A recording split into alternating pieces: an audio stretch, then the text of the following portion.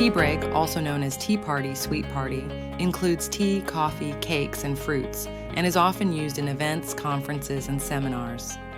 A tea break usually takes place before the event starts or at break time. There are two popular ways to book a tea break party. Full package catering.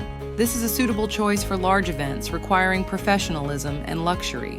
This brings convenience and reliability when organizing an important event. Organize your own party. This is an option for events with a limited budget. Although it requires a lot of self-preparation, it provides flexibility and cost control for event organizers. How to make a tea break party menu. Morning. You should choose salty cakes such as mini hamburgers, croissant, pate chaud, tea, coffee, fruit, etc. Afternoon.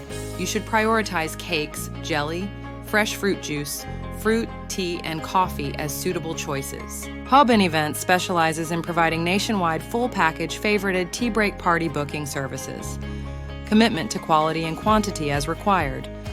Aesthetic decoration for the event. Book now Hoabinh Events' professional tea break party service to create a special highlight for your event.